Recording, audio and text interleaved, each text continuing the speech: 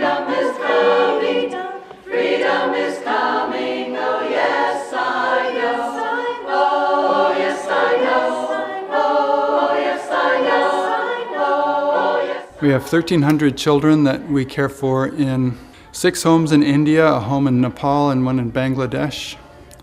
And then we have a project in Tibet where we have about 13 kids right now.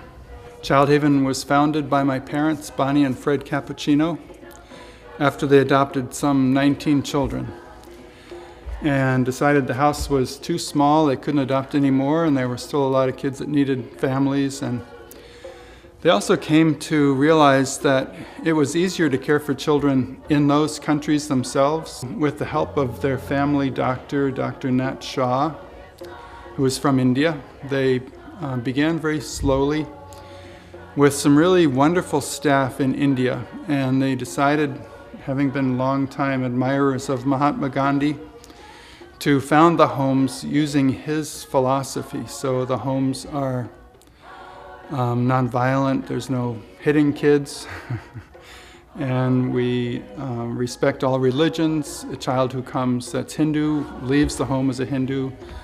We're very happy that we have many Muslim children, and happy we have Buddhist and Christian children, and all of them are raised in their own belief, because as Gandhi believed, and of course we believe, there's great truth in all religions. So in these times of strife in the world, it's wonderful to have a positive relationship with countries that have Muslim majority populations, such as in Bangladesh and India, where there's a significant number of Muslim children, and that's very, very nourishing to me right now to be engaged in a loving relationship with these countries. And Child Haven doesn't have any government support or corporate support. We're basically an organization that depends on all kinds of little people all over North America. It's based primarily in Canada, but people who care about children, who love children, send what they can. We have events like this all across Canada and increasingly in the US. They come to the homes when they're about 5, and they're raised until they learn a trade. So depending on their abilities, some go to university, some go to a trade school. We're finding that kids that have a degree in plumbing or carpentry can often have an easier time getting a job than somebody with a computer programming degree. So we're encouraging kids that really don't have an aptitude for higher studies to go into the trades, and they're really doing very well.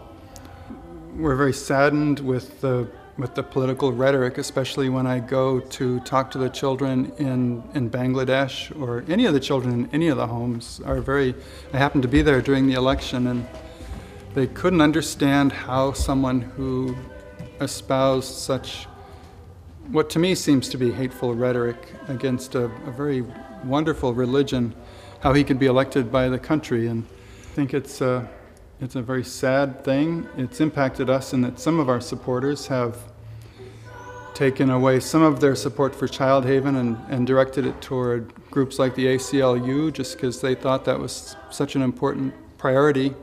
Other people have become supporters of Child Haven because of our work in developing loving relationships with the Muslim world. So it's kind of a balance that way, but it's mortifying for me personally as an American to be there and have someone who has said such unkind things about women. You know, our homes are all about equality of the sexes. The homes are vegetarian because, of course, Gandhi was a vegetarian. There's no regard for caste, which is still a huge problem in that part of the world. And we're very excited that the Mandala Chorus is here tonight. We're grateful that the All Souls Unitarian Church has kindly let us use their very beautiful space. And the Greenfield Co-op, so many people have come forward to help out with this. It's a real community effort, and it's really very heartwarming.